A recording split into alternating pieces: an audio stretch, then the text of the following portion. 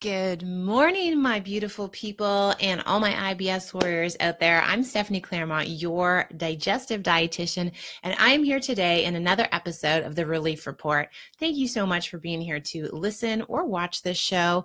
Whether you're here with me live or watching the replay, I know that when I go live, it doesn't fit into everyone's busy schedule, but I'm here for whenever it's convenient for you to be able to share with you some quick and simple tips to help you survive and thrive and live a beautiful, healthy life that's symptom-free despite having digestive issues right now or being diagnosed with IBS or another digestive disorder.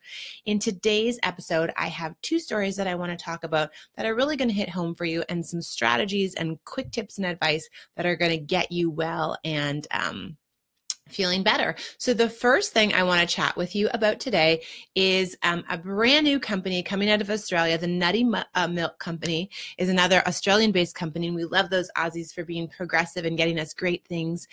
Is actually all about milk, and it's not about the cow's milk or the goat's milk.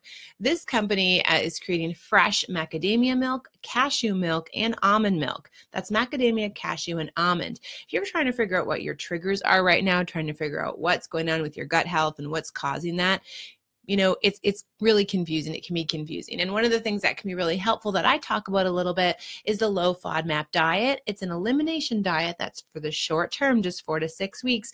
But by following that diet for the short term and then kind of moving forward to identify your triggers, you can really get super clear on how to eat moving forward and lots of different things, lots of different strategies and ways for you to actually live well despite digestive health issues. So these 3 milks have actually been FODMAP friendly, like they're on the low FODMAP diet. They've been tested and everything, which is great. And I think it's really important to think about alternatives to milk because so many of us are struggling with symptoms, right? And if you haven't figured out what exactly it is that triggers your symptoms, then you're kind of just stuck in a place. And for many of us, it can be really hard to stick to a diet, to cut out those things that are easy, like our go-to foods maybe that are in the dairy category, like yogurt and milk. That's just quick. They're in our refrigerator. You know, our kids have them, our partners have them. You know, it's just kind of part of our grocery bill. And we just stick to the diet that we're eating and suffer with symptoms, continue to struggle despite, you know, knowing that probably some of these things are irritating us. So the cool news is the tip and the advice I have for you here, based on this kind of new information and this new, you know, Nutty Milk Company is that things can be a lot simpler than you think they are. If you feel like you're struggling right now and you're just kind of not following a diet or just doing your thing, you know, there are some really great easy solutions when you understand what foods are potentially triggering your symptoms and what foods you can have. So I want to just share that with you because sometimes we cut out lots of foods and then, you know, we don't get the nutrients we need. If you're cutting out milk or dairy, you know, there are nut milks that work for you. And other times we're just struggling to hang in there, to take care of our families, to, you know, live our busy lives, to do all the things we need to do. And there's just no time for us to really focus on ourselves. But I'm telling you, as a busy mom of a toddler, you know, it is possible, and there are some really simple solutions for you out there that just getting on a plan and just understanding those triggers are going to help. Now, if you want, I have a free course right now, just a little mini class that you can fit into your schedule. It's a couple little quick videos, a couple little 5-minute videos called the Identify Your Triggers class. And you can go to stephanieclairmont.com/triggers. I'm going to get Elizabeth to post that link right now here in our comments. Again, it's stephanieclairmont.com/triggers. And you can sign up for this free mini class where you can kind of go through my step-by-step process to actually identify what's going on in your body, what, you know, your potential triggers are, and getting you feeling a lot better. So let's move on to our second story. I'm just going to scroll through my notes here, about gut bacteria and mental health. So that is the mind-gut connection, or the mind-body connection that you guys hear me talk about from time to time. It's such a huge part of our digestive system and the way that it works, you know. So often we just want to know, what can I eat and what can I not eat, you know, and that can be challenging to figure out, so we can give up, you know, and just move on. But the role that mental health, the role that our mind plays is so strong.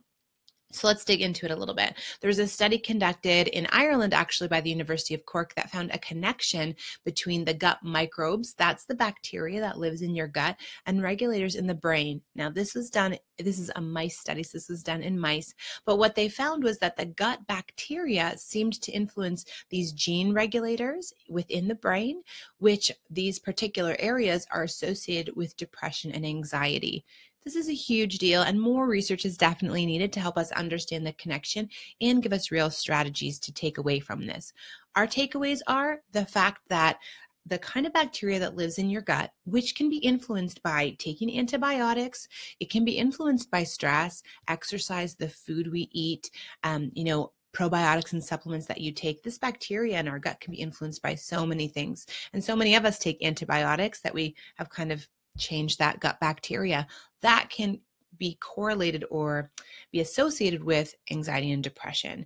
And when we have digestive health issues, and remember, I'm a girl that was diagnosed with IBS 10 years ago. I'm with you on this. I know what it's like to have to deal with these things over and over again. And I struggled for years, within my condition, within my IBS. But when we struggle with that, those symptoms like embarrassing gas and bloating when we're out in social situations, that causes anxiety. Having loose stool or diarrhea and like not knowing when it's going to hit you, or eating at a restaurant and knowing you're going to have to run to the bathroom, just that unawareness of what's really keeping you down, that can trigger anxiety. And so many of us are dealing with this. But beyond that, now we know that it's not just that. It's not just our awful, uncomfortable symptoms triggering anxiety, but there's actually some causes within our body, and that is that gut microbiome. So right now we don't have enough research to kind of say, do this and do that and solve your problem. But what I would recommend, my tip based on this story, is that you want to understand what probiotics, what fermented foods, what, healthy bacteria out in the world can actually help for your gut. Now, it's going to be different if you have Crohn's, colitis, IBS, or are dealing with another digestive disorder. And we want to look at the research to actually look at that and see what's best for your body. So I would recommend kind of thinking about that. The other big tip I would say is to start to think about strategies that can help you manage anxiety. It's real. Like, let's get real. That exists in all of our lives when we're dealing with digestive health issues. And if we can better cope and manage with that anxiety, if we have some real strategies in our lives, things like breathing exercises and mindfulness, there's lots of really amazing research-based strategies that you can add into your day to manage anxiety. That's going to loop back into your gut health and your digestive health and help you manage symptoms. So those are my tips and strategies for today. Again, if you are struggling with your symptoms with IBS or other digestive health issues, and again, that's gas and bloating, abdominal discomfort or pain, diarrhea, loose stool, or constipation, or both, I want you to head on over to stephanieclairmont.com/triggers and sign up for this absolutely free mini class. It's just a couple of quick little 5-minute videos that you can fit in your day today, and you can actually see my entire plan that I've built over the last 6 years of those little steps that you need to take, you must take in order to get clear on how you can be well, how you can feel well, and how you can get to that symptom-free place so you can get back to enjoying and loving your life, enjoying your family, doing all the things that matter to you. All right, my friends, I'm going to see you next Wednesday for another episode of The Relief Report. Thanks so much for joining me today. And if you have any questions or comments, please post them right in the comment section in this video. Have a great day. Bye for now.